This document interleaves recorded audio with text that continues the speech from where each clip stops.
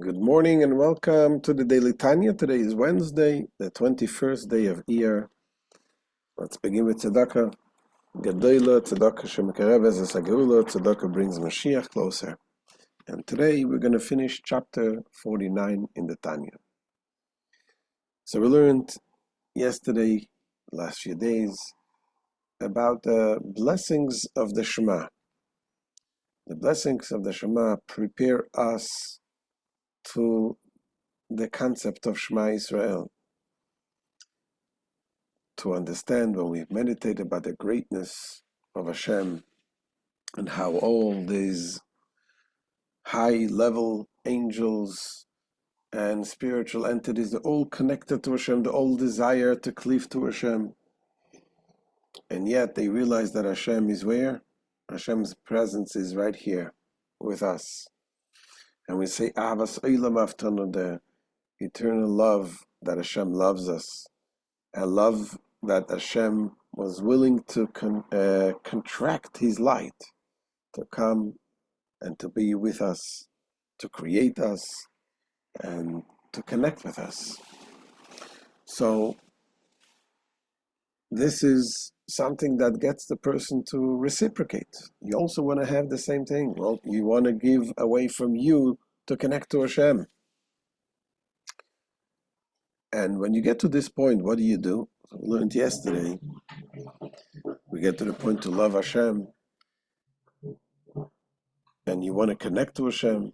So in the Torah itself, in that same portion, after we say Shema Yisrael, we say Ve'ahavta et Hashem Elokecha. You love Hashem with all your heart, with all your soul, with all your might.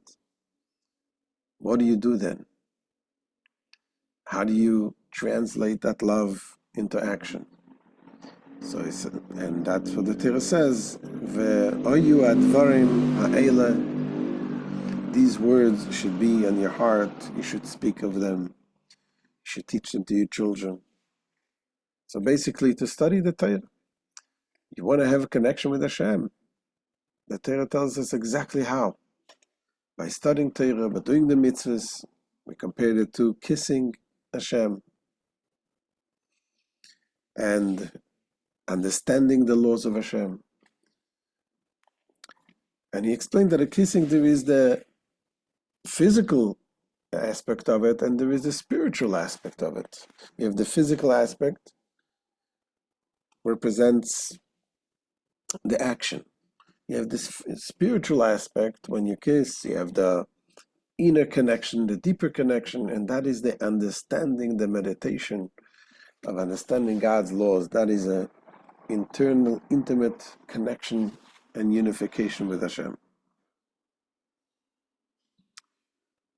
Now the question is, though, why is it necessary when we study the Torah?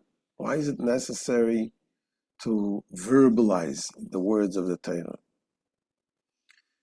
We understand that connecting with Hashem mentally, spiritually, intellectually, that is the ultimate union with Hashem, the ultimate unity. So why is it necessary also to verbalize it, to say it? We go into a yeshiva, not like in a library. When you go, people want to have, they're sitting and reading in a library, it's very quiet. Everybody is focused on his studies quietly, cannot be disturbed. But you go to the yeshiva, they're screaming, arguing, learning with the words, and it sounds like a war zone. And the question is why? Why is that important? What's the idea of the verbalizing? So the Alter Rebbe says that this is because we have really a mission in this world, not only to elevate our spiritual part, but we need to elevate our physical part, and not only elevate and connect to Hashem, our physical part, but by extension, to elevate the entire world through our learning verbally. Why? Because verbalizing is actually using physical strength, to have this physical strength to do the physical act of verbalizing, you need to eat.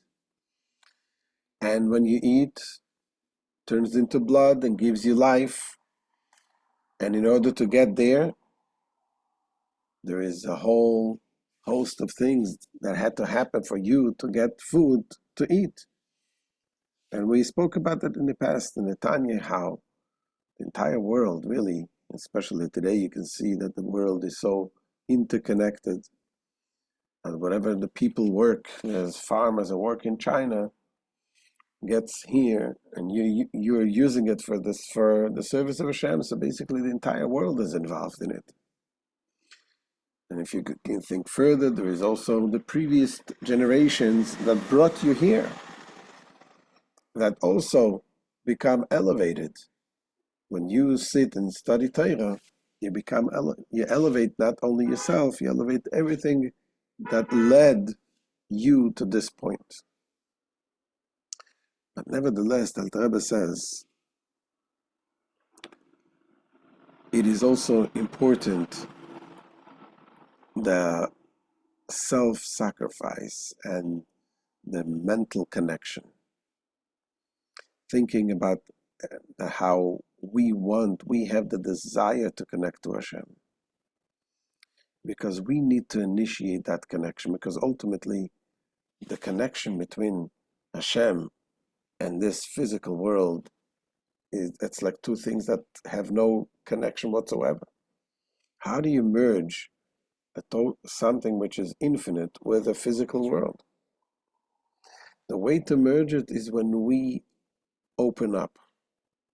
When we do a tiny little bit is similar to the infinite God's power, which means that we go beyond our capabilities. We put ourselves away and we sacrifice ourselves or something from ourselves. When we do that, we allow the godly energy to come and join and elevate the entire world. And that is the purpose of creation. So let's see inside what the Alter Rebbe says, the end of chapter 49. The Alter Rebbe, mikol mokem lo yotzei de chavosei. Sorry, I'm going, this is not the beginning. Go back, here we go. So he said, Ki al kol moitze pi Hashem yichya adam, by the words that proceeds from God's mouth, does man live. So we need to utter the words. When we utter the words of the Torah, that creates that connection. And the question is why? Why is it necessary to utter the words? After all, the real connection that happens is by meditating, by understanding, as we learned in chapter 5 in Tanya. The understanding of Hashem's will and Hashem's logic, so to speak, creates a union that there's no similar union found. There's an ultimate union is with Hashem when we study Hashem's Torah and we understand this. It says, however, one does not fulfill one's obligation by meditation and deliberation alone. You have to utter it. You have to utter it with your words. Unless one expresses the words with his lips. And why is that? In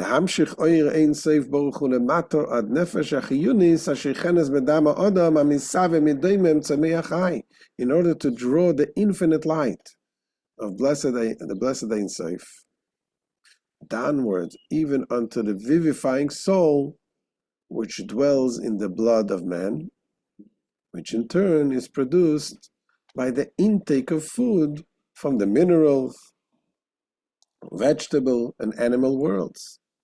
That is how we interact with every single thing in this world.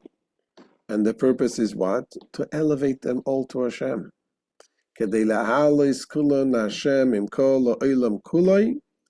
ולכללן בייחודוי ואירוי יסברך. One thereby elevates them, the vivifying soul, and the mineral, vegetable, and animal worlds to God.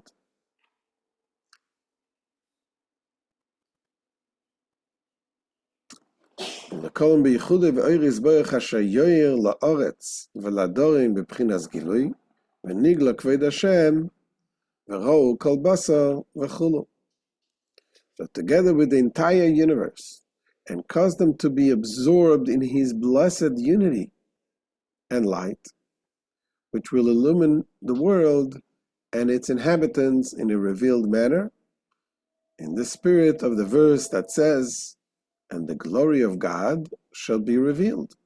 So much so, indeed, that all flesh shall see it. That's what we're waiting on, the coming of Mashiach.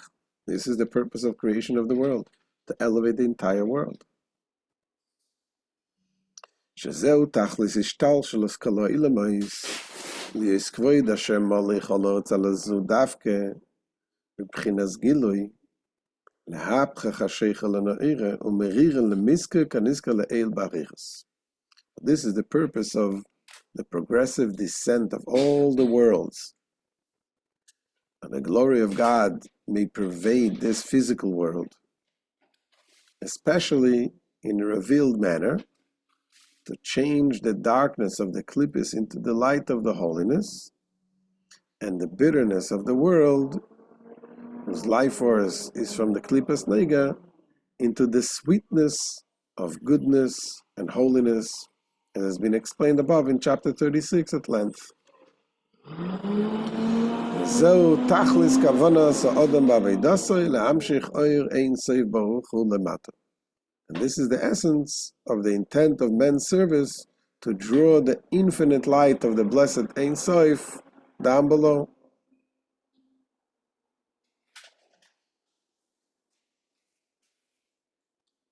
So this is the purpose, is to bring this holiness, Hashem's holiness, into this world. That is why we study Torah. That is why we verbalize the Torah. That is why we do the mitzvahs, the physical mitzvahs, and so on. However, how do we initiate this connection? As we said before, we're talking about two different worlds. We're talking about a world of godliness and a world of physicality. How do you merge these worlds? Seemingly they have no connection whatsoever. So that is the way to do it is we need to find within our world a little opening. We need to break a little opening in our physical world. When we have this surrendering to Hashem, allowing in ourselves to go beyond limits, that he calls it elevating the Maim Nukvim, the female waters. Meaning when the recipient